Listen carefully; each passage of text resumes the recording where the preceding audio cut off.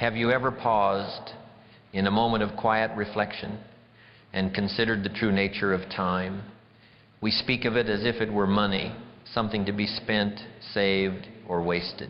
We speak of it as a river flowing relentlessly onward, carrying us from the shore of our birth to the ocean of our end. These are useful metaphors, but today I want to offer you a different, perhaps more powerful, and certainly more personal one. I want you to imagine that upon the day you were born, you were seated before a magnificent, silent loom. This is the loom of life.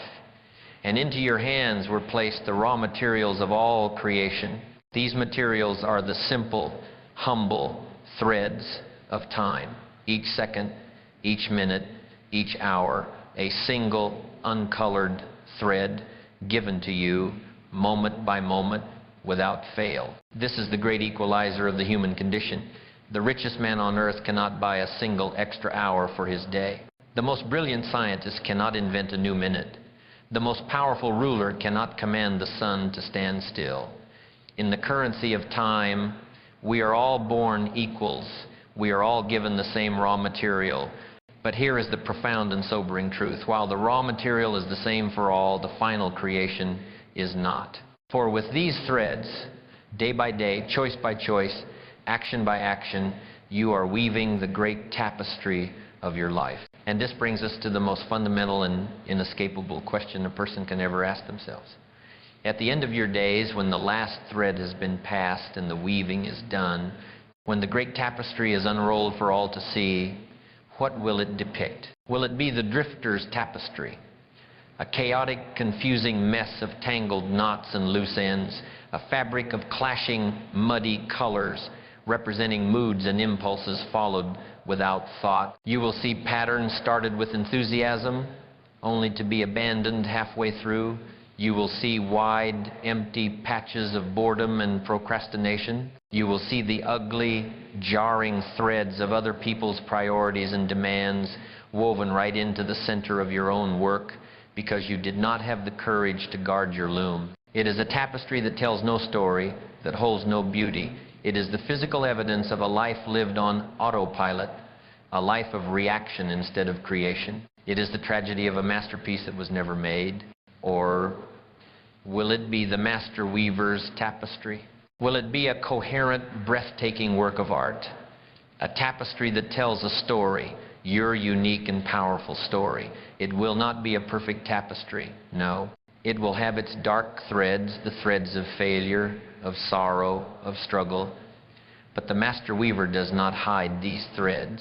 They are woven into the design in such a way that they provide depth, contrast, and character, making the brighter colors of joy, of love, of achievement shine all the more brilliantly. It is a tapestry that shows resilience in its tight, strong weave. It shows wisdom in its intricate and thoughtful patterns. It is a work of beauty, of meaning, and of profound purpose. It is the testament to a life lived with intention. The critical thing to understand is this: you are, right now, in this very moment, sitting at the loom. The threads of today are in your hands, and you are one of two people. You are either the drifter or you are the master weaver. This is not a title you are born with. It is an identity you choose, moment by moment, through your philosophy and your action. The drifter's philosophy is one of passivity. They approach the loom and ask, what do I feel like weaving today? They allow their moods, their impulses, and the demands of others to choose their threads. Their life is the product of circumstance. The master weaver's philosophy is one of intention. They approach the loom and ask, what does my grand design require of me today? They choose their threads with care. They weave with focus. They protect their work with courage. Their life is the product of choice. The purpose of our time together is to forsake the accidental life of the drifter and to learn the intentional craft of the master weaver.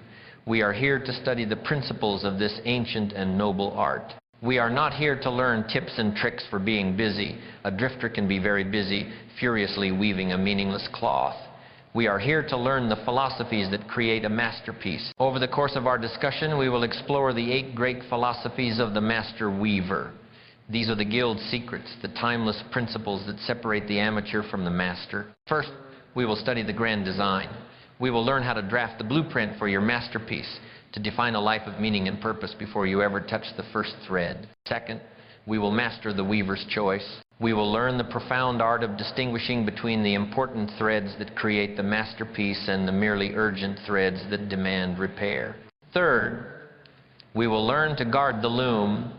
We will find the courage to say no to the threads of others and to protect the artistic integrity of our own life's work. Fourth, we will consecrate the sacred space. We will learn to conquer the twin enemies of the weaver, the thief of distraction and the paralysis of procrastination. Fifth, we will focus on the weaver's hand.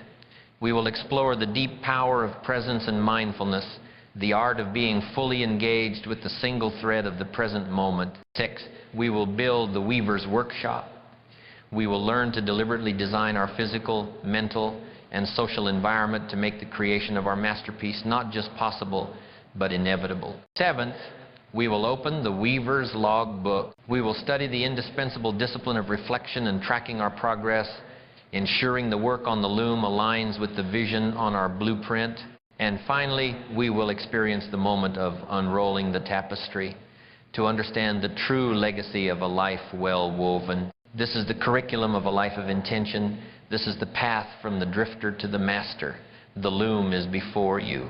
The threads of this day, this precious and unrepeatable day, are in your hands. The guild is now open. The secrets of the masters are about to be shared. The only question that remains is, will you pick up the first thread? Let us begin. We have taken our seat before the loom. We have accepted the profound truth that we are the weavers of our own lives and that the threads of time are the raw material of our creation. Before us lies the pristine, uncolored thread of a new day, a new hour, a new moment. It is a gift of pure, unblemished potential. But with this gift comes a great and terrifying responsibility. For before a masterpiece can be created, the weaver must first confront the silent, intimidating expanse of the empty loom. They must face the tyranny of the blank canvas. This is the first great hurdle where most people falter. Why? Because an empty loom represents infinite possibility, and infinite possibility is a heavy burden. To choose one design is to forsake all others. To choose one path is to turn your back on a million other paths. And so, faced with the sheer weight of this choice, the drifter does what is easiest. They abdicate. They refuse to design. They sit down and they simply begin to weave whatever pattern feels easiest in the moment, or they look around and copy the mediocre patterns being woven by their neighbors. They allow the design of their life to be a matter of accident, not a matter of art. But the first philosophy of the master weaver is this: you cannot weave a masterpiece by accident.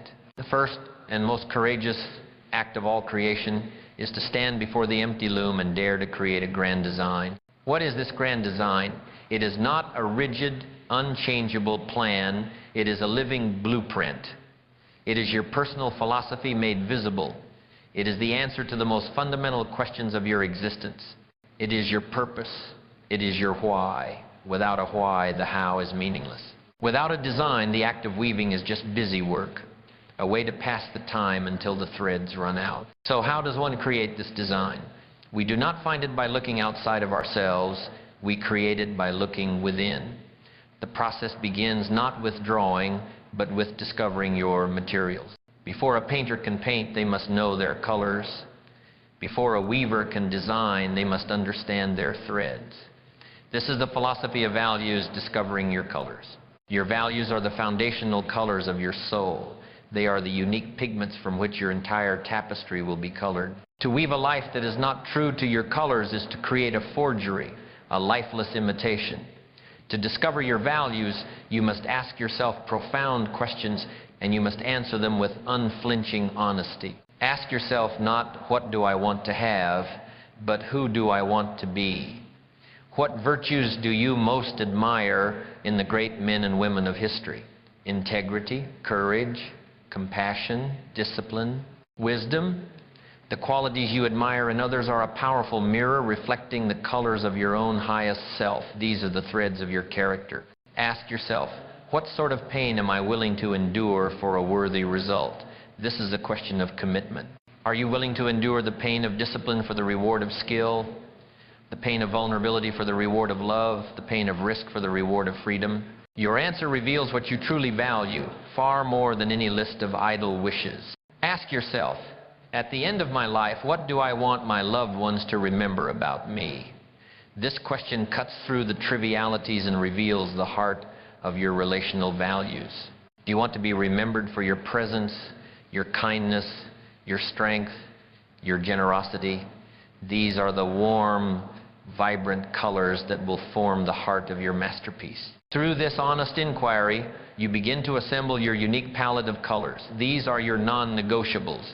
They are the very essence of you. Any goal you set, any action you take that clashes with these colors will create a jarring, ugly section in your tapestry. Any action that is aligned with these colors will add to its harmony and beauty. Once you have discovered your colors, it is time to begin sketching the central image. This is the philosophy of purpose. Every great tapestry has a central theme, a dominant image that captures the eye and tells the story. A life without a central purpose is a tapestry of disconnected doodles. It has no focus, no narrative. To find your central image, you must consider the great roles you have chosen to play in this life. Your tapestry is not a single cloth, but a series of magnificent panels, all interconnected. There is the professional panel. What is the great work you are here to do? What value are you uniquely positioned to create?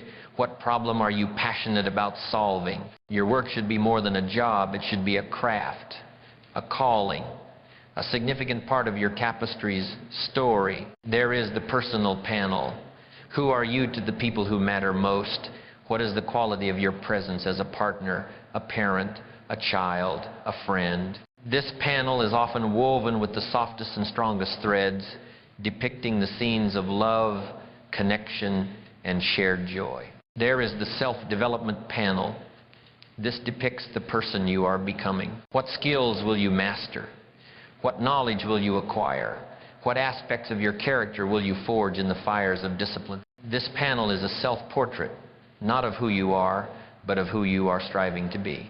And there is the contribution panel. How will your life's work, your unique masterpiece, add to the beauty of the larger fabric of humanity? What legacy of value will you leave behind? By reflecting on these panels, you begin to see the shape of your grand design.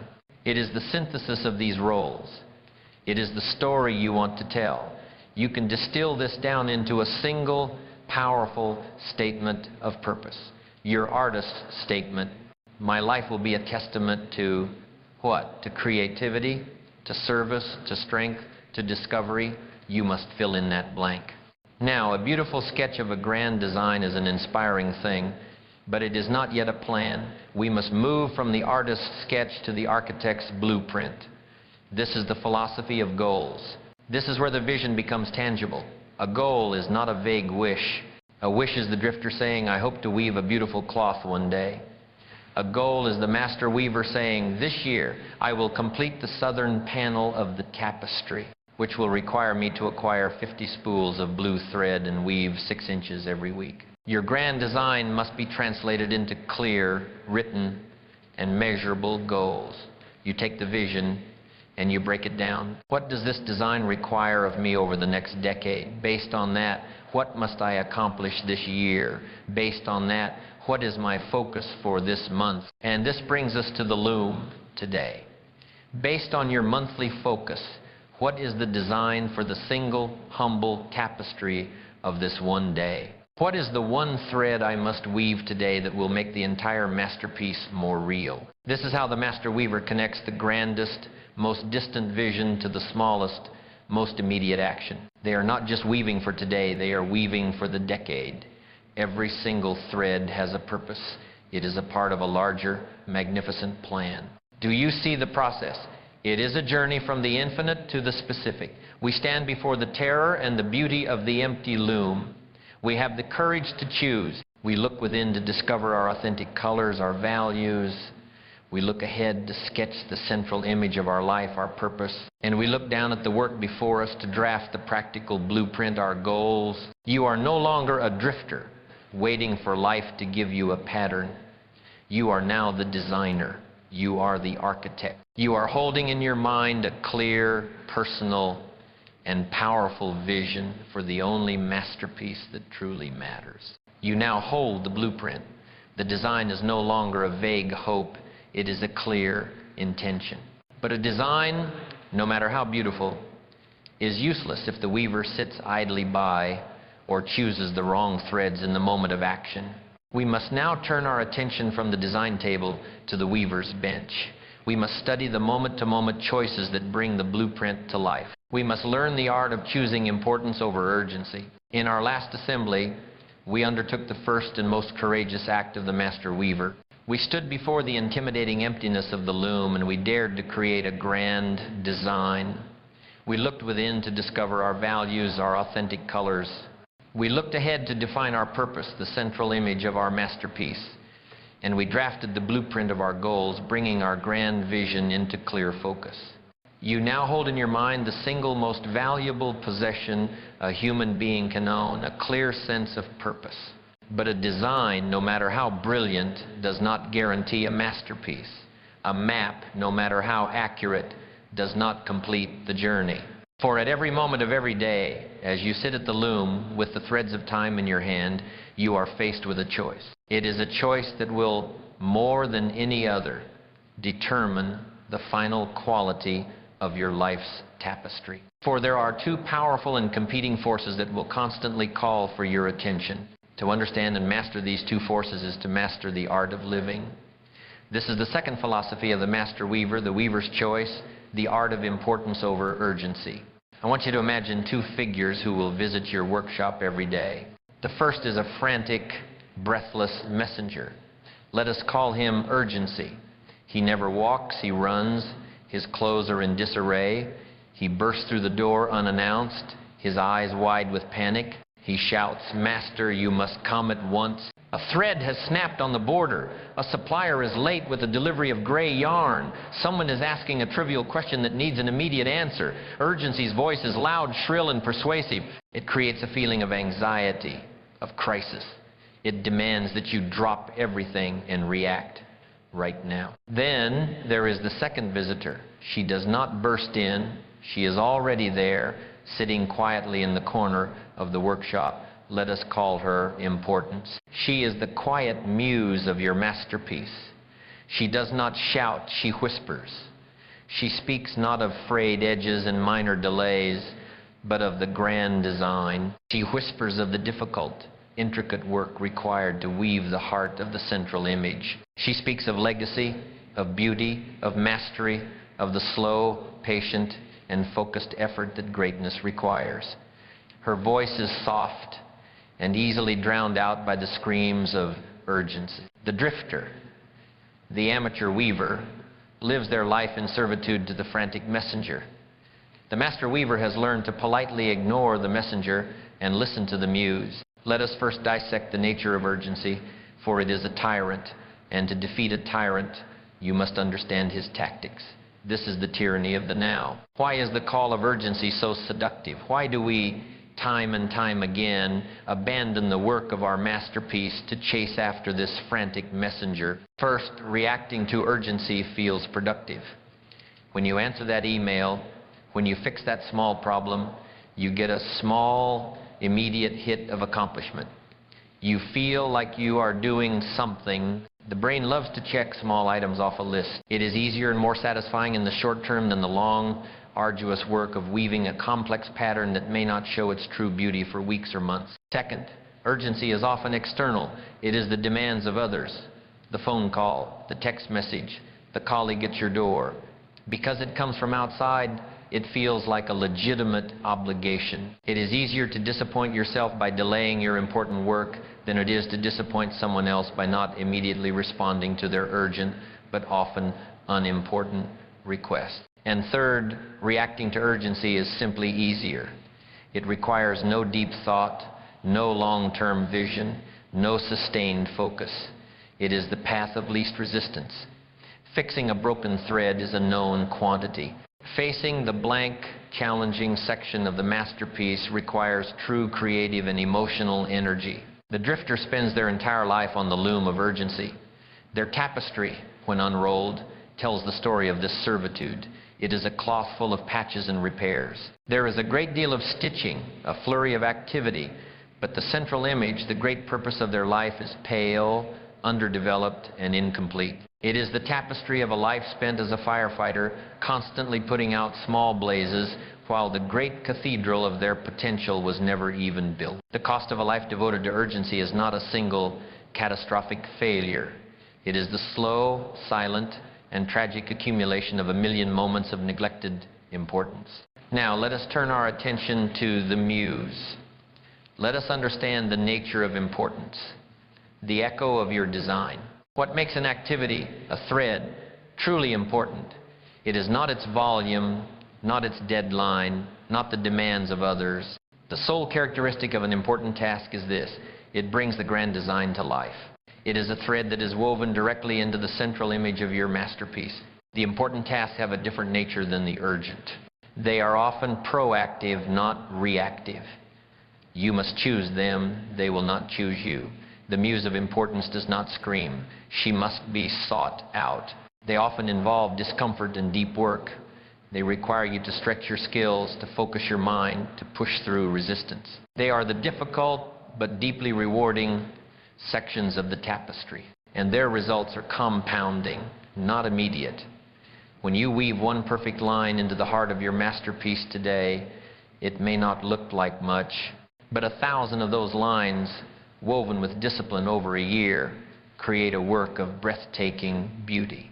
The rewards of importance are not immediate, they are eternal. The master weaver has the courage to hear the whisper of the muse over the scream of the messenger. This often means disappointing others in the short term to honor your own life's design in the long term. It requires the quiet confidence to let a few small fires burn on the periphery while you protect the sacred work happening in the center. So how does one practice this philosophy in a world of constant urgency? The master weaver uses a mental tool I call the weaver's triage. It is the daily art of sorting the threads. You must look at every task, every thread that presents itself, and place it into one of 4 categories. The first category is the burning loom. These are tasks that are both important and urgent. A true crisis involving your health, your family, or the absolute core of your work. These are rare. The master weaver deals with them with immediate and total focus, extinguishes the fire, and then immediately returns to the masterpiece. The second category is the throne room of the weaver. This is the work that is important but not urgent. This is where the masterpiece is created. This is your strategic planning, your most challenging project, your skill development, your relationship building. The philosophy of the master weaver is to schedule this work first. You give the best threads of your time and energy at the start of the day to the work in this quadrant. You build your day around the masterpiece, not the repairs. The third category is the messenger's trap. This is the work that is urgent but not important. The majority of emails, phone calls, and minor requests fall into this quadrant. The drifter spends their whole life here. The master weaver's philosophy is to minimize, delegate, and batch. They do not answer the messenger every time he shouts. They set aside a specific short block of time in the afternoon to deal with all the messengers at once, efficiently and on their own terms. The final category is the tangled knots. This is the work that is neither urgent nor important. Mindless scrolling, gossip, trivial entertainment. The philosophy here is the simplest and most ruthless. Eliminate. These threads have no place in a master weaver's workshop. They are to be discarded without a second thought. This is the weaver's choice. Every moment of your day, you stand at this crossroads. Will you answer the loud scream of the urgent, or will you attune your ear to the quiet whisper of the important? One path leads to a life of frantic activity, of constant reaction, of a tapestry filled with repairs and patches. The other path leads to a life of focused intention, of deep fulfillment, of a masterpiece that will be a source of pride for all your days. This single choice, this discerning wisdom, compounded over a lifetime, is what separates the chaotic tapestry of a drifter from the magnificent masterpiece of a weaver. You now possess the wisdom to choose the right threads. You can distinguish the voice of importance from the clamor of urgency. But this wisdom is useless if your workshop is constantly invaded by others who wish to force their own chaotic threads upon your loom. Therefore, we must now learn the art of defense. We must learn the philosophy of guarding the loom. In our last assembly, we stood at the weaver's crossroads. We learned to distinguish between the two great forces that vie for our attention, the loud, frantic screams of urgency and the quiet, profound whisper of importance. You now possess the discerning wisdom of the weaver's choice.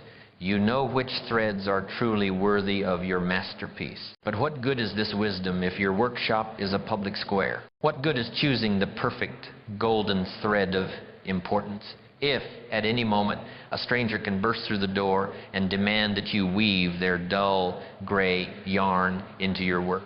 A design without defense is merely a suggestion. A choice without the courage to protect it is just a fleeting preference. This brings us to the third and perhaps most courageous philosophy of the master weaver. You must become the guardian of your own creation. You must learn the philosophy of guarding the loom. At its heart, this philosophy is about understanding a simple yet revolutionary principle. Your life's tapestry can only have one master weaver, and that weaver must be you. To allow others, however well-meaning, to dictate the colors and patterns of your loom is to surrender your artistry. It is to surrender your life. The loom is a metaphor for your most precious, non-renewable resources, your time, your focus, and your energy. It is the sacred space where your potential is made real.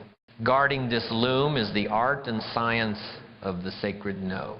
Before we can master this art, we must first diagnose the disease that forces us to say yes when our soul is screaming no. Why do we so willingly surrender our loom to the demands of others? This is the disease of yes, and it has three primary roots. First, there is the fear of disappointment. We are social creatures. We have a deep primal need to be liked, to be accepted, to be seen as helpful and agreeable. We fear that a no will be perceived as a rejection, that it will cause conflict, that it will damage a relationship. And so the weaver becomes more concerned with the passing opinions of the visitors in his workshop than with the enduring quality of his own masterpiece. He weaves a thread of resentment to please a friend, a thread of exhaustion to please a colleague, and slowly the integrity of his own design is compromised. Second, there is the guilt of obligation. This is the subtle belief that our time is not truly our own, that it is owed in perpetuity to our boss, our clients, our community, even our family. We feel a crushing weight of expectation, and a yes feels like the only way to appease it. But we must reframe this. Your first and highest obligation is to the grand design of your own life. It is the obligation to the potential that was gifted to you. Fulfilling that primary obligation, becoming the best version of yourself, is the greatest gift you can ever give to your family, your work, and the world. An exhausted, overcommitted, and resentful weaver offers no one their best work. And third, there is the illusion of capacity. This is the trap of the ego. I can do it all, we tell ourselves. This is the weaver who proudly accepts commissions for 10 different tapestries at once. He feels important, in demand, and capable. But he is deceiving himself. He does not have 10 pairs of hands. He does not have 240 hours in his day. By saying yes to 10, he has guaranteed that all 10 will be of mediocre quality. He has chosen quantity of promises over quality of creation. This is not strength. It is a form of artistic arrogance that inevitably leads to burnout, broken promises, and a workshop filled with unfinished, disappointing work. Now that we have diagnosed the disease, let us discover the cure. The cure is to completely transform your philosophical understanding of the word no. You must cease to see it as a negative, as an act of taking away. You must learn to see it for what it truly is. One of the most positive and creative words in the human language. This is the philosophy of the sacred no. The first principle is this: a no to the trivial is a yes to the magnificent. These two words are two sides of the same coin.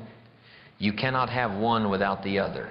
Every time you say no, you are not closing a door, you are opening a space. When you say no to a pointless meeting, you are saying yes to an hour of uninterrupted deep work on your masterpiece. When you say no to a draining social event, you are saying yes to a restorative evening of reading or connecting with a loved one. When you say no to a project that does not align with your grand design, you are saying yes to pouring your full and undivided energy into a project that does. You must see your no not as a shield, but as a sword. The sword you use to carve out the precious time and space your masterpiece requires to be born. The second principle is that a no is an act of integrity. Remember the grand design you work so diligently to create? That is your constitution. That is your artistic truth. When someone asks you to weave a thread that you know will clash with your design, a thread that is cheap, ugly, or simply does not belong, to say yes is to lie. It is an act of artistic treason. To say no is to honor your vision. It is you, the master weaver, standing up and declaring, the integrity of this work is more important to me than your temporary approval. This tapestry will be true to its design. And the third principle is that an honest no is an act of respect. We often think that a reluctant, resentful yes is kinder than a firm no. This is a profound error. When you say yes to a task you don't have the time or energy for, you deliver subpar work, you miss deadlines, and you build a foundation of resentment. This is deeply disrespectful to the person who made the request. An honest and timely no, however, respects them enough to tell them the truth. It frees them to find someone who can give their request the full and enthusiastic yes it deserves. A sovereign does not make promises they cannot keep. So, we understand the philosophy. But how does the sovereign deliver this sacred no with grace and authority? This is the art of the graceful no. It does not require harshness. It does not require lengthy, guilt-ridden apologies. It requires only clarity and respect. There is the no of priority. It sounds like this. Thank you for thinking of me for this project. My loom is currently dedicated entirely to completing the central image of my current tapestry, and I cannot in good faith divert my focus until it is complete. This is not a personal rejection. It is a statement of unwavering priority. There is the no of capacity. It sounds like this. That sounds like a wonderful opportunity. However, my workshop is at full capacity right now. To take on another thread would compromise the quality of the work to which I am already committed, and that is a standard I am unwilling to lower. This is a statement of professional integrity. And there is the no of unalignment. It sounds like this. I have reviewed the thread you are offering, and while I appreciate its quality, it is not a color that aligns with the grand design of the tapestry I am currently weaving. This is a statement of artistic truth.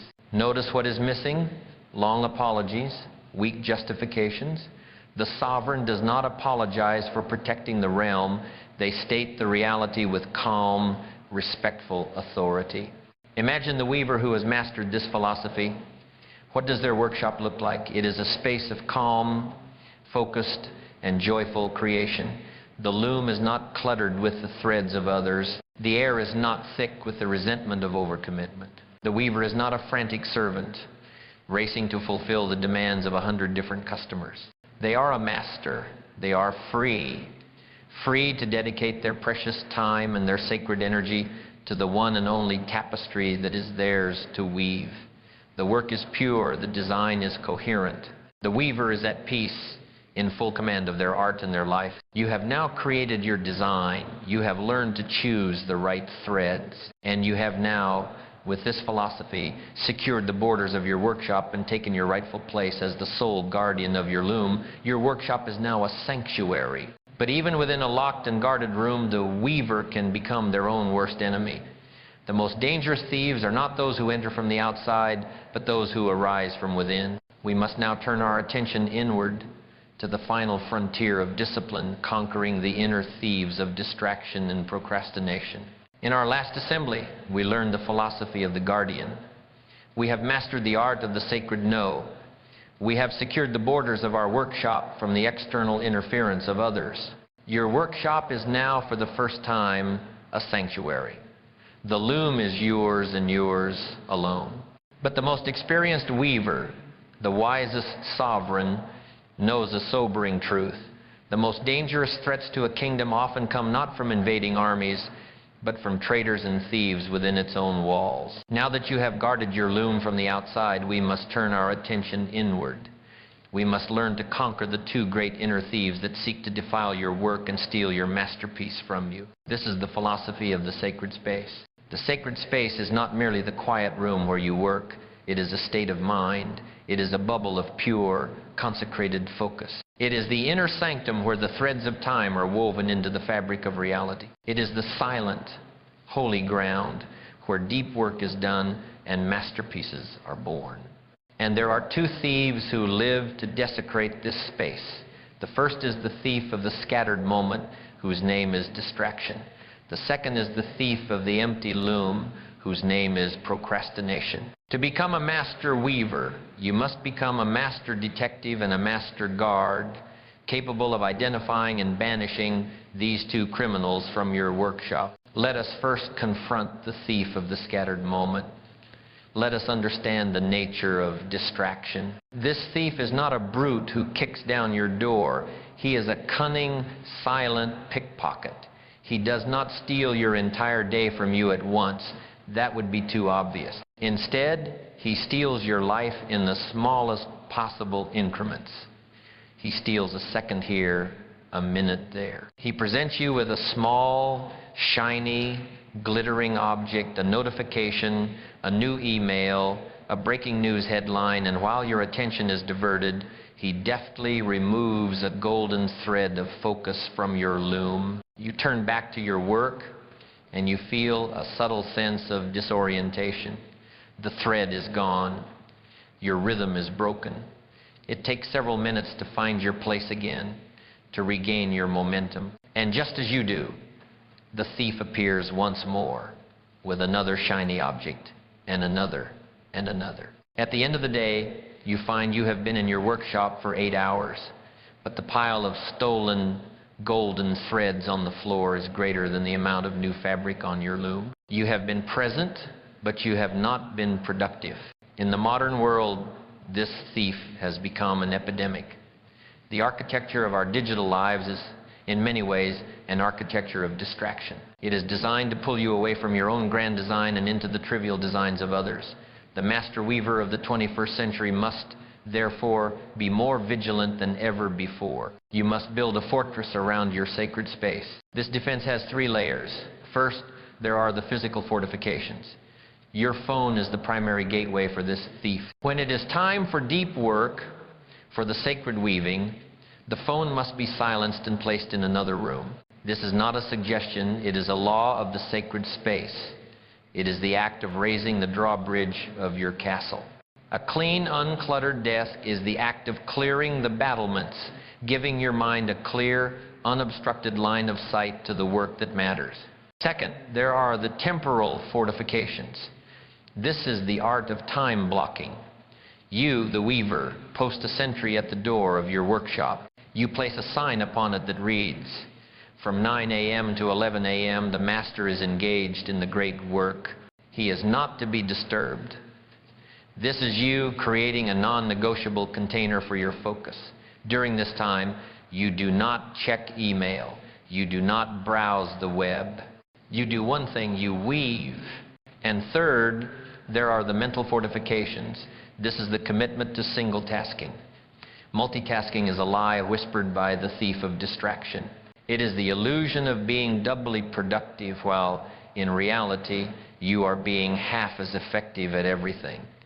It is the weaver trying to operate 5 looms at once. The result is a mess of tangled threads and shoddy work on all 5.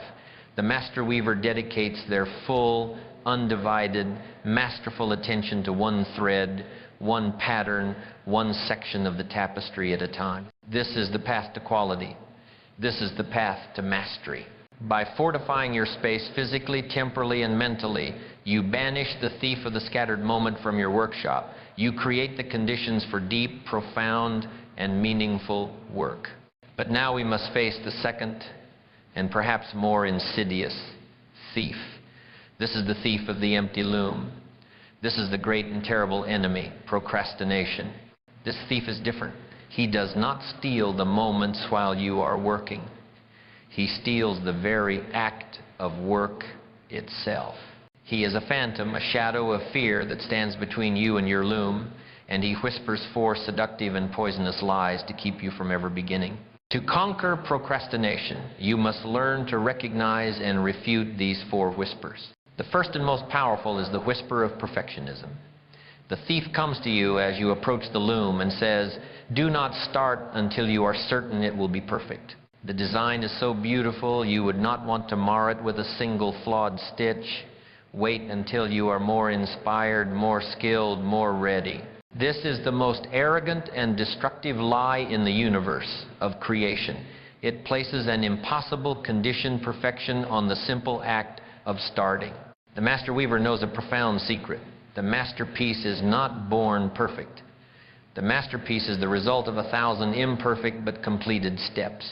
It is built upon a mountain of corrected mistakes and learned lessons. Perfectionism is not a high standard, it is a high wall that you build around your loom to keep yourself from ever touching it. The second is the whisper of overwhelm. The thief points to the vast, complex grand design and says, "Look at how large and difficult it is.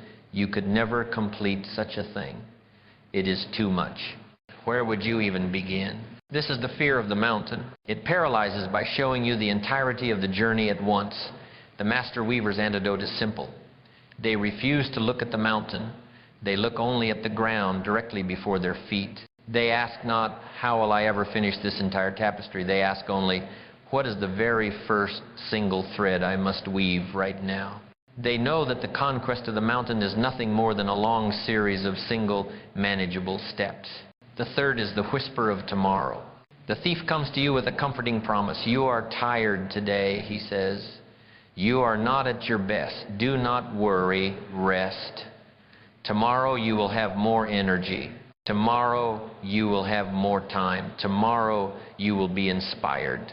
Tomorrow is the perfect day to begin." You must recognize tomorrow for what it is, a mythical, non-existent land where all our abandoned potential is stored. It is the graveyard of dreams. The master weaver knows that the thread of yesterday is already woven and cannot be changed. The thread of tomorrow has not yet been given. The only thread that truly exists, the only time you have any power, is the thread of now. Action is a creature of the present. Later is often a synonym for never. And the fourth and final lie is the whisper of unworthiness. This is the deepest and most personal attack. Just as you are about to begin, the thief whispers, "Who are you to create such a masterpiece? You are not talented enough. You are not disciplined enough. You are an imposter." This is the fear that you are not equal to your own design. The only way to silence this whisper is to understand the true nature of your work. The act of creation is not an act of ego, of proving your worth. It is an act of duty. It is your duty to the grand design you have so carefully created. It is your duty to the potential that lies within you. You are not weaving to prove you are worthy. You are weaving because the design is worthy of being brought to life. How do you banish this phantom thief of procrastination and its 4 poisonous whispers? You do not fight a shadow with a sword. You banish a shadow with light. And the light, in this case, is a single, tangible action. The only way to conquer the fear of starting is to start. You must sit at the loom, pick up the thread of your most challenging task, and weave the first imperfect line. This single action is everything. It is a declaration of war on procrastination. It proves that the whispers were all lies. The task is not too big. The conditions do not need to be perfect.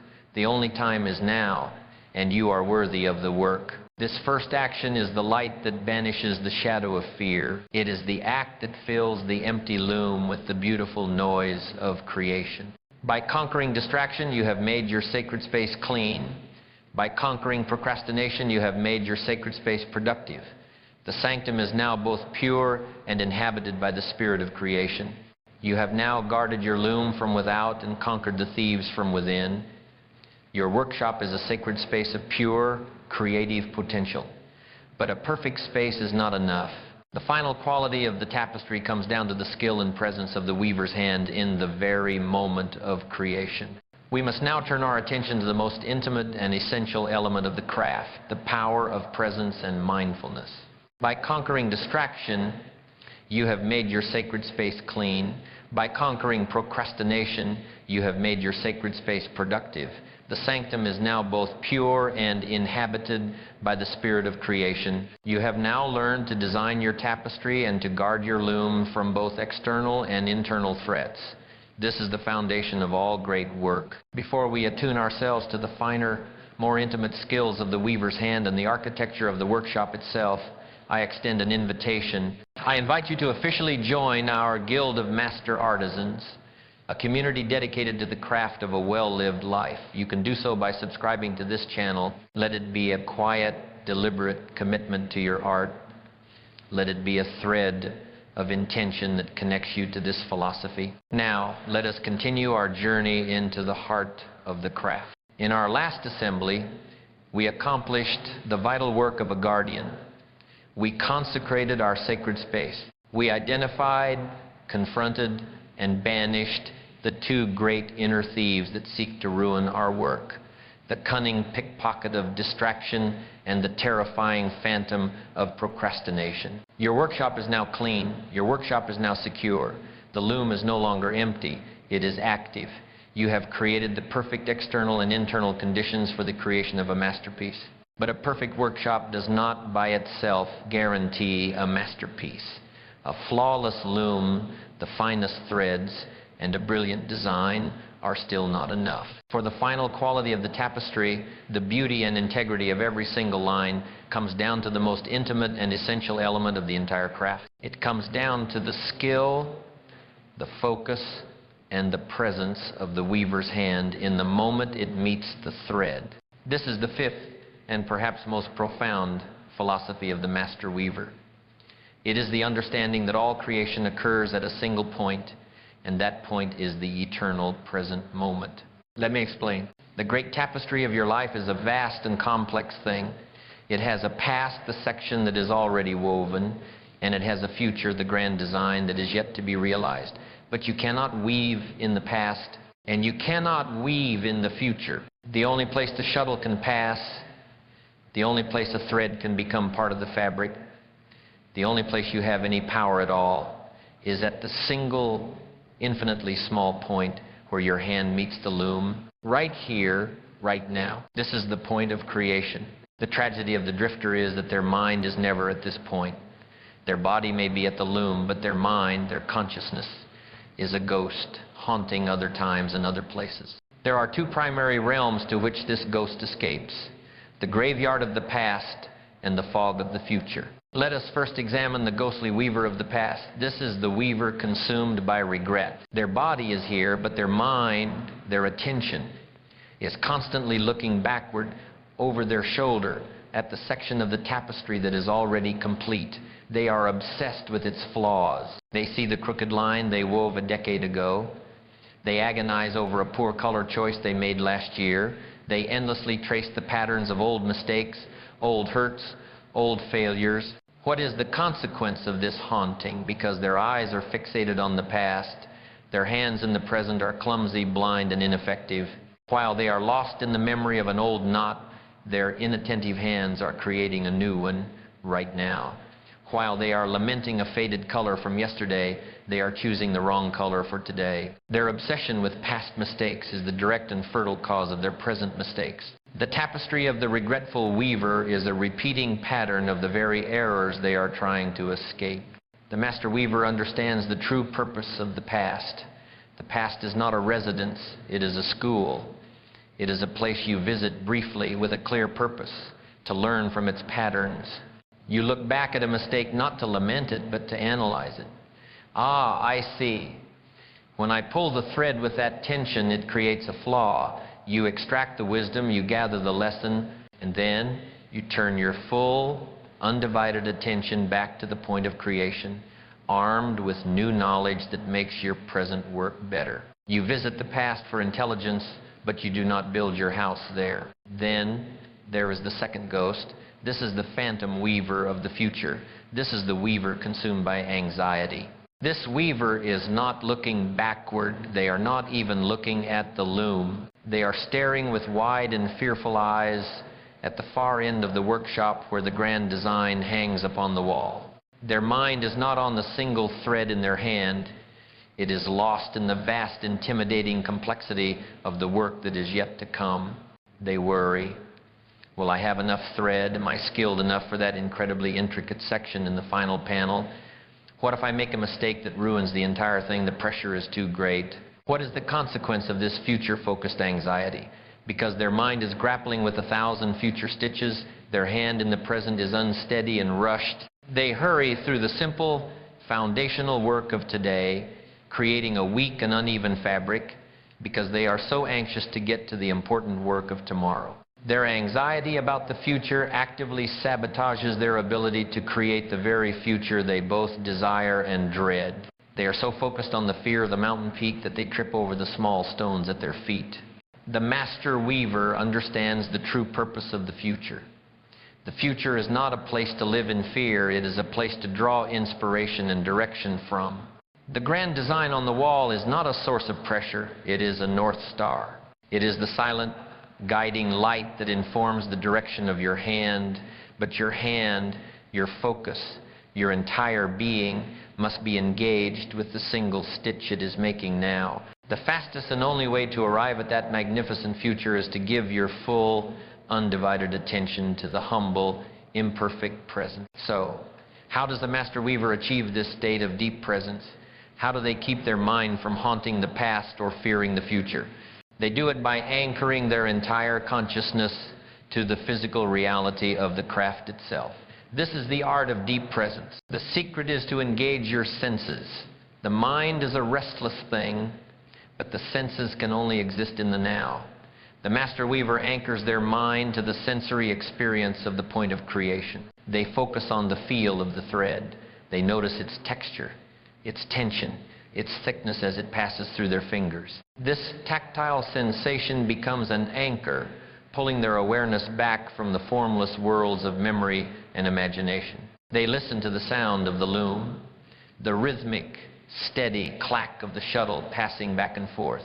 This sound becomes a mantra, a heartbeat for the work that quiets the chattering of the mind. They watch with intense focus the sight of the weave. They observe the single point where the horizontal thread meets the vertical, the miraculous moment where simple strands become complex fabric. This is not a mystical trance. It is the most practical and productive state a human being can achieve. You can bring this philosophy to any part of your life.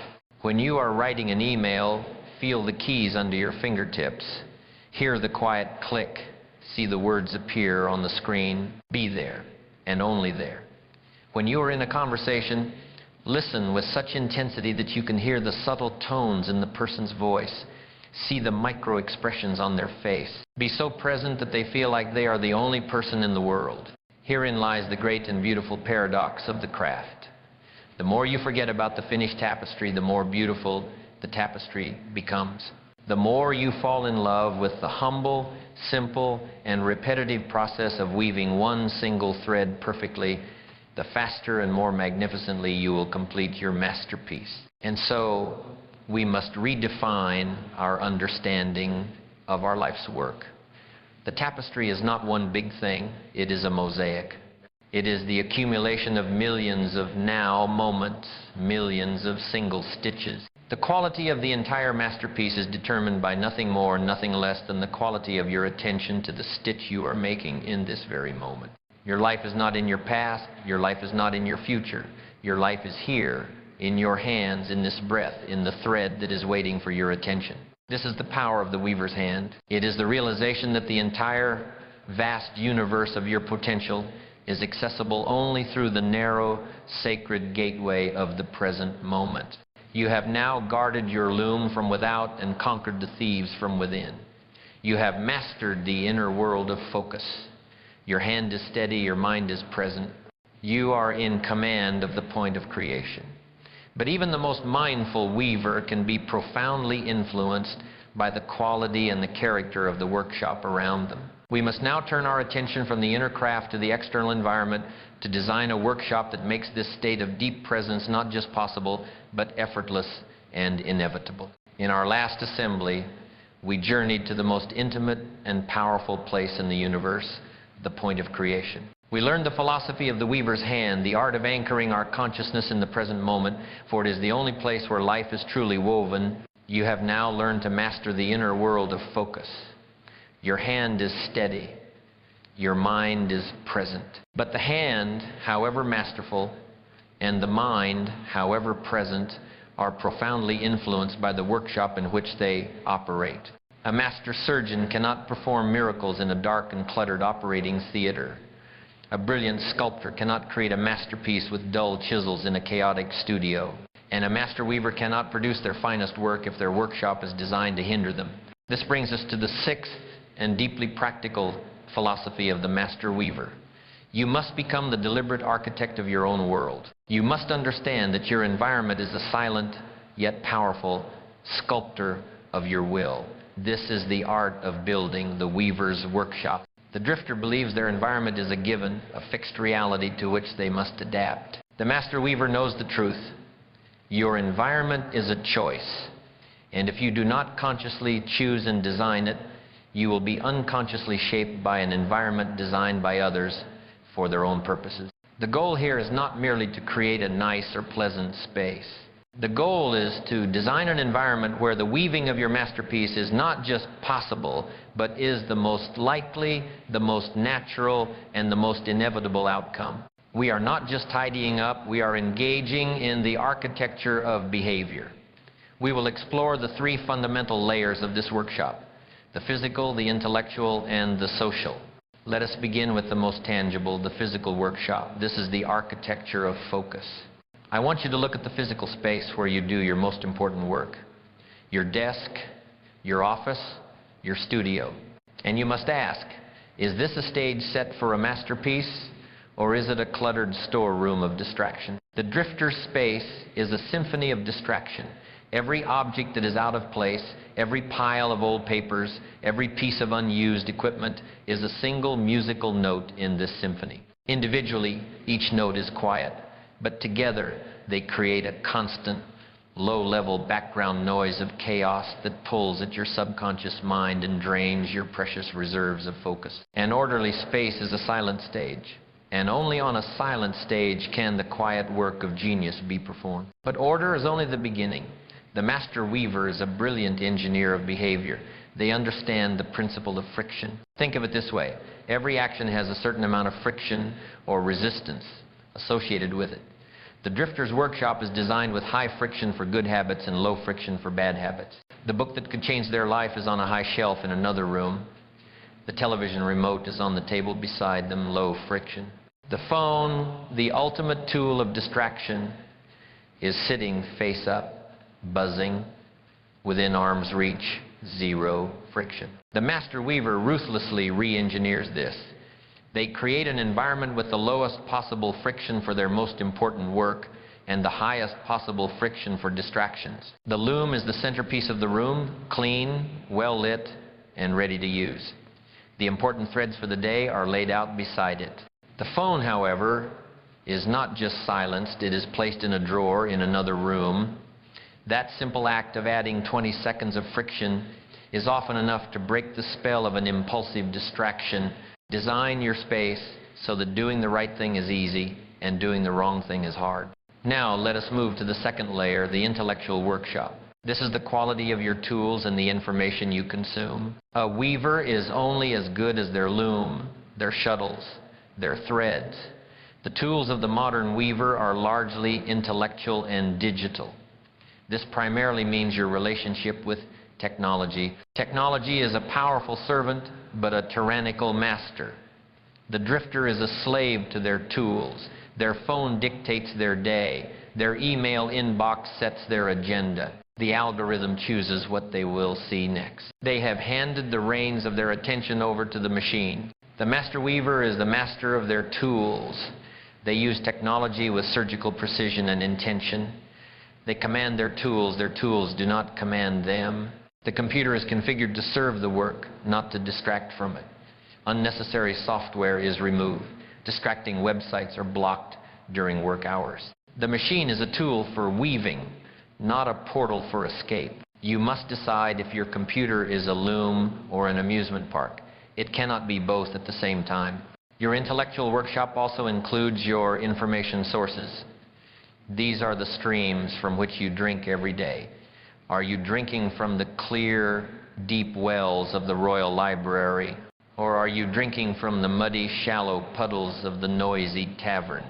The Royal Library is where you find deep, thoughtful, nourishing content.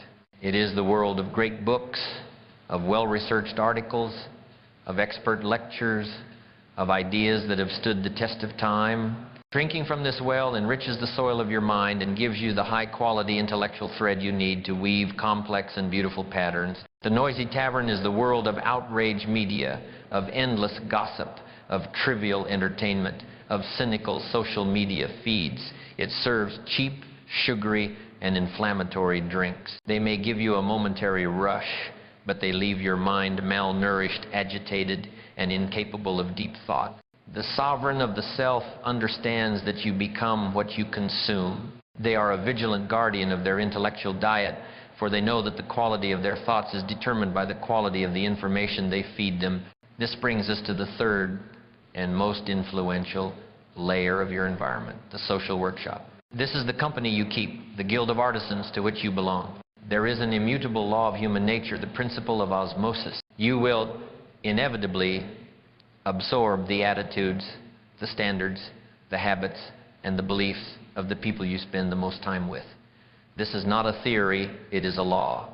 The people in your workshop are constantly shaping you, whether you realize it or not. Therefore, you must ask one of the most consequential questions of your life. In which guild am I a member? There is the Drifters Guild. The conversation in this workshop is the sound of complaint, of blame, of cynicism. They speak of their dreams in the past tense. They find comfort in shared mediocrity. When a member of this guild shows a spark of ambition, of discipline, of a desire to weave a masterpiece, the others subtly, and sometimes not so subtly, try to extinguish it. Why are you working so hard? Relax. Take it easy. You're making the rest of us look bad. Spending time in this guild is like trying to weave a silk tapestry in a dusty, windswept barn. Then there is the Master Weavers Guild. The conversation in this workshop is different. They speak of ideas, of strategies, of lessons learned. They hold each other to a high standard, not through criticism, but through mutual expectation. They share techniques. They admire each other's work. They celebrate progress. In this guild, ambition is normal. Discipline is respected. The pursuit of excellence is the air they breathe. Being in this guild makes weaving your masterpiece feel like the most natural thing in the world. The most critical strategic decision you will ever make as the architect of your life is the conscious choice of your guild. This can be a painful process. It may require you to politely and respectfully distance yourself from the Drifters Guild you may have belonged to for years. But your tapestry is at stake. You cannot allow the low standards of others to become the ceiling of your own potential. Do you see now the power of the workshop? When your physical space is an architecture of focus, when your intellectual tools are your servants and not your masters, and when your social guild is a source of inspiration and high standards, what is the result? The result is that the creation of your masterpiece ceases to be a constant, draining, uphill battle against your own environment. It becomes the inevitable outcome. Your environment is no longer an obstacle you must overcome with willpower. It becomes a powerful, silent current carrying you effortlessly in the direction of your grand design. You have now become a true architect, not just of your life's design, but of the very world in which you create it. Your workshop is a fortress of focus and a sanctuary of inspiration. But even in a perfect workshop, the master must remain vigilant. They must constantly check their work against the blueprint to ensure they have not strayed from the path. We must now learn the discipline of the Weaver's Logbook, the art of reflection and progress. In our last assembly, we completed the great work of the architect. We have designed our workshop not just for comfort, but for consequence. We have engineered an environment, physical, intellectual, and social, where the weaving of our masterpiece is the most natural and inevitable outcome. The loom is ready. The threads are chosen. The workshop is a sanctuary of focus. The hand is present and mindful. It would seem that all the conditions for success are now in place. A lesser weaver might believe that the only thing left to do is to work day after day until the tapestry is complete. But the master weaver knows that diligence without intelligence is a form of blindness. A weaver who keeps their face pressed to the cloth, hour after hour, day after day, without ever stepping back, will eventually lose their way. They may be incredibly busy, but they may be weaving a flawed pattern. They may be working hard, but they may be drifting from the grand design. This brings us to the seventh and deeply intellectual philosophy of the master weaver. You must be not only the artist, but also the critic. You must be not only the laborer, but also the scientist. This is the discipline of the weaver's logbook. The weaver's logbook is not a physical book, but a twofold practice. It is the art of reflection and the science of progress.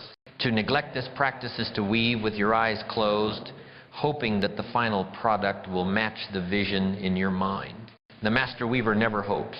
They inspect, they analyze, and they intelligently adapt. Let us first explore the art of reflection. This is the act of periodically stepping away from the loom. Imagine a tall ladder in the corner of your workshop. At the end of your day, or the end of your week, the master weaver stops the weaving, climbs this ladder, and looks down upon their work from a position of higher perspective. From this vantage point, you are no longer the worker caught in the minute details. You are the overseer, the quality control inspector. This is not a break from your work. It is an essential part of your work. In fact, the time you spend on this ladder of reflection may be the most productive and valuable time of your entire week. The purpose of reflection is not self-praise, nor is it harsh self-criticism. Both of those are traps of the ego. The purpose of reflection is to engage in an honest, objective, and unemotional dialogue with your past actions. You are a detective, looking at the evidence of your woven day and asking, with genuine curiosity, what happened here and why? To guide this inquiry, the master weaver records their findings in their logbook, answering three great questions. The first question is, where did the threads align with the design? In other words, what went right? This is a critical first step. You must identify and celebrate your victories, no matter how small. Did you successfully guard your loom and say no to a distraction? Did you conquer procrastination and start your most difficult task? Did you maintain a state of mindful focus for a full hour? You must acknowledge these successes. This is not for your ego, it is for your education. By identifying what is working, you learn which strategies to reinforce. You clarify your strengths, and you build a quiet, unshakable confidence that comes from documented proof of your own capability. The second question is, where were the knots and the snags? In other words, what went wrong? This is the moment for brutal honesty, but not for shame. Shame is a useless emotion for a craftsman. Analysis is a priceless one. A snag in your tapestry is not a failure, it is a tutor. It is an unsolicited but incredibly valuable piece of feedback from the universe. You must perform a forensic analysis of the flaw. Why did this knot appear? Did I allow a distraction into my sacred space? Was my energy low because I neglected to fortify the walls of my body? Did I attempt a complex pattern without the requisite skill, indicating a need for more learning? The drifter experiences a setback and calls it failure and bad luck. The master weaver experiences the same setback, calls it data, and uses it to become a better weaver tomorrow. Do not curse your mistakes. Interrogate them. They are your wisest teachers. And this leads to the third and most important question of reflection. What is the single most important lesson the tapestry has taught me? This is the act of extracting wisdom from experience.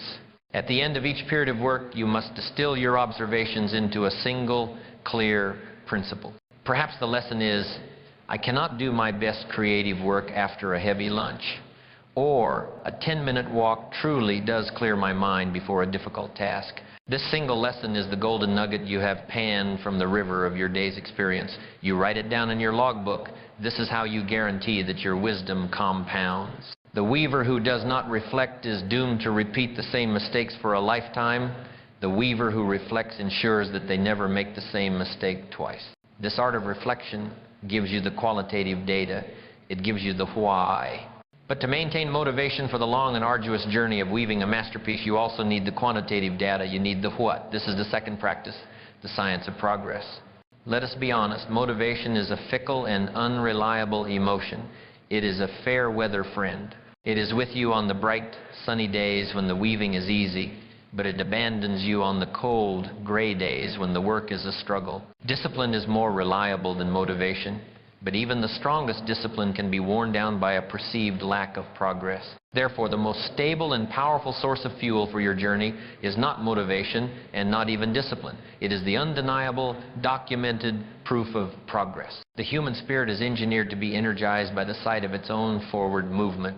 This is where the fallacy of feelings collides with the fact of the logbook. There will be days, many of them, where you feel like you have made no progress. You will look at your grand design, and it will seem as impossibly distant as it was the day before. You will feel tired. You will feel discouraged. This is the moment the drifter quits. This is the moment they abandon the loom, convinced the work is pointless. But this is the moment the master weaver calmly opens their logbook. The logbook does not care about your feelings. It does not deal in doubt or discouragement. It deals only in facts.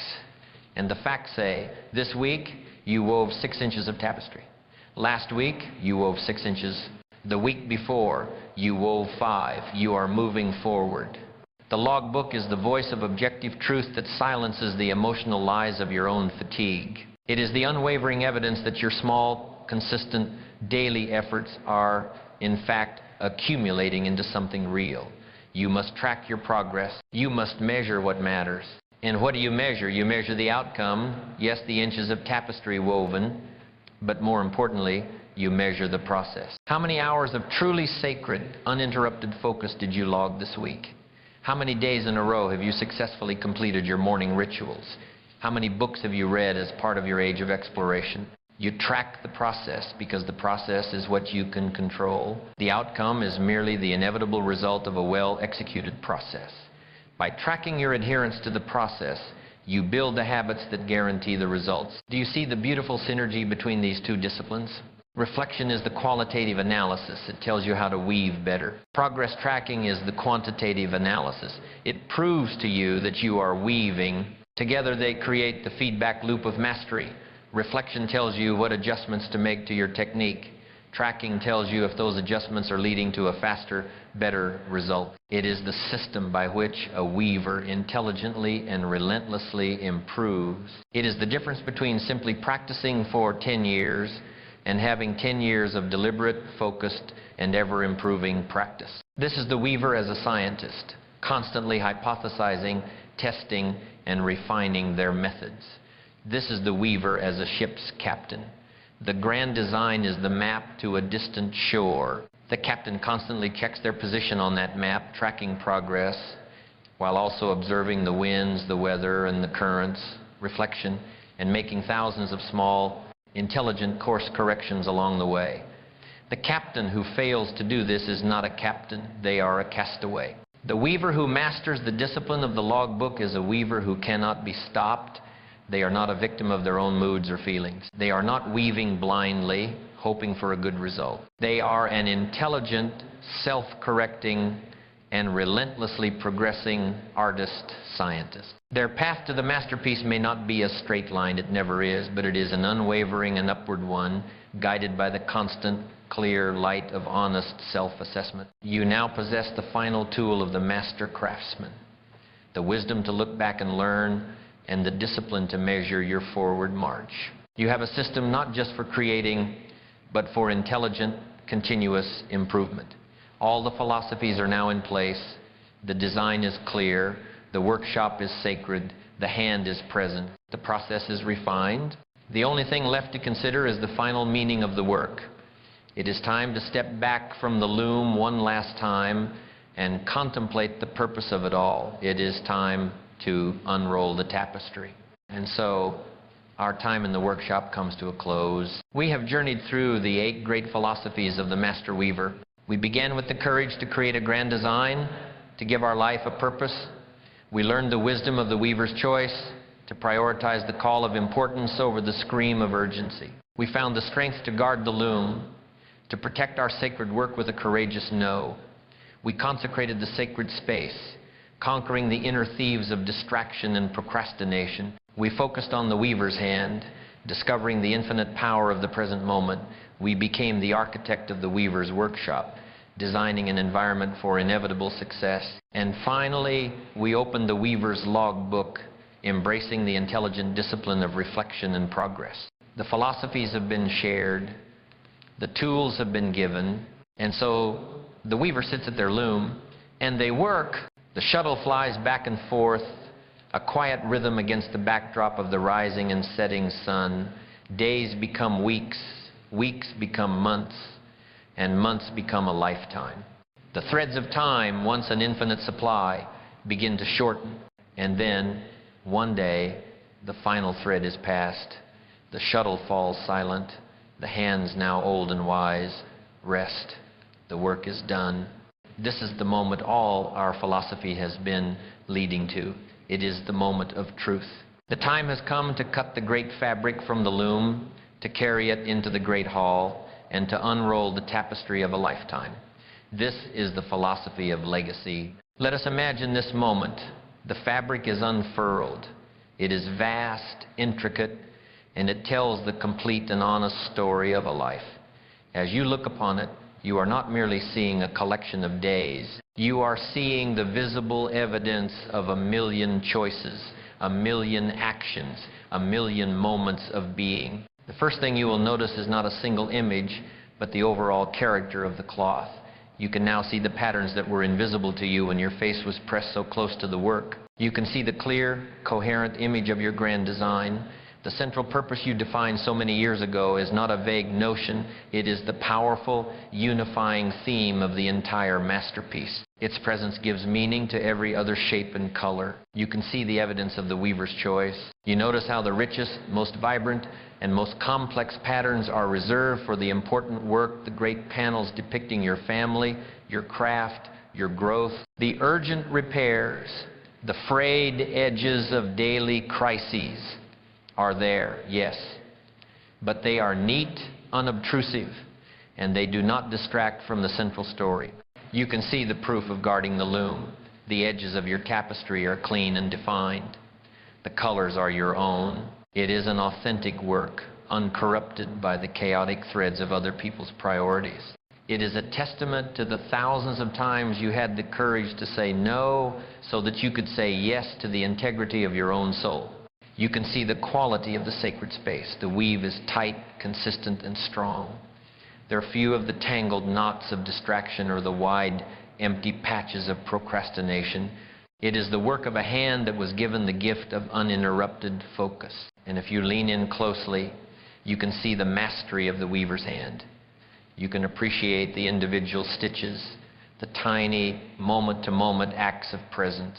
The consistency and quality of these stitches are the legacy of a mind that was trained to be here, now, fully engaged in the point of creation. You can see the influence of the weaver's workshop. The overall quality of the fabric, its rich texture and enduring strength, is a testament to the nourishing environment you built for yourself, the great books you read, the inspiring company you kept. And finally, you can see the intelligence of the weaver's logbook.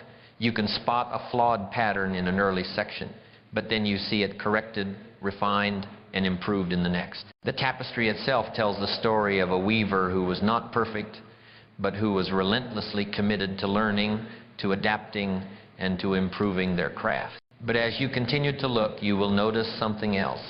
The tapestry is not perfect. It is not a flawless, machine-made cloth. It contains dark threads. There are threads of failure woven into patterns of immense struggle. There are threads of loss and grief, as black and deep as a starless night. There are threads of pain, of fear, of doubt. These are the unavoidable threads of the human condition. The drifter's tapestry is ruined by these threads. They either tear the fabric apart, leaving great gaping holes, or they are woven in as ugly, chaotic blotches of despair, throwing the entire design into disarray. But the master weaver does not fear the dark threads. They do not try to hide them. They understand a secret that only the greatest artists know. It is the dark threads that give the masterpiece its true depth and beauty. The master weaver, with skillful and compassionate hands, takes the black thread of a great loss and uses it to weave a deep, rich shadow that makes the golden thread of a subsequent triumph shine with an almost divine luminescence. They take the jagged, gray threads of a painful failure and weave them into an intricate, complex pattern of resilience and wisdom, a pattern that could never have been created with the simple threads of ease and comfort. The beauty of your life's tapestry is not in its absence of flaws. It is in the masterful, courageous, and meaningful way you have incorporated your scars. The dark threads are not a sign of your weakness. They are the proof of your strength. They are what make your story not just beautiful, but human. And now, we come to the final, ultimate truth of the weaver's life. After all this work, after this magnificent creation, you must understand a profound secret. The tapestry, this beautiful, breathtaking record of a life well lived, it is not the true legacy.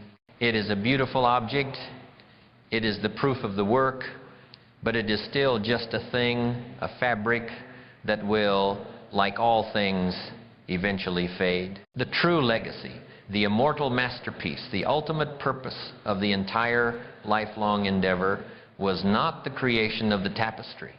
It was the transformation of the weaver. The purpose of weaving with discipline was not just to create a well-ordered cloth, but to forge yourself into a disciplined person. The purpose of weaving with courage was not just to create a bold design, but to forge yourself into a courageous person. The purpose of weaving with presence was not just to create a high-quality fabric, but to forge yourself into a mindful and present person. The loom was a forge. The threads were the raw material. The challenges and struggles were the fire and the hammer. And you, the weaver, were both the blacksmith and the steel. The true masterpiece is the person you had to become in order to create the tapestry. It is the character, the wisdom, the resilience, the compassion, the integrity that was forged in the quiet, daily, and disciplined practice of your craft.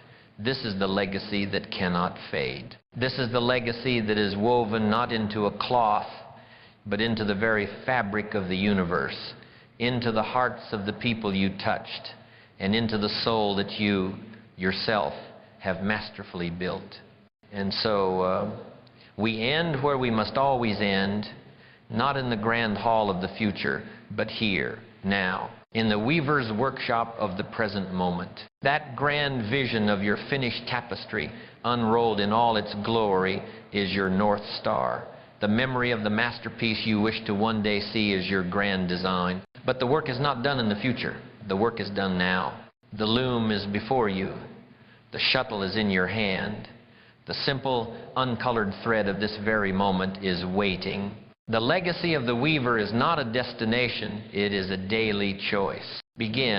Your journey as a master weaver begins not tomorrow, but with your very next choice. As your first act of commitment to this art, I invite you to subscribe to this channel and to join us on this path of intentional living.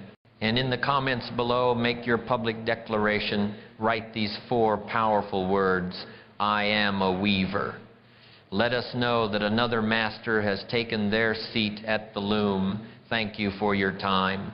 Know with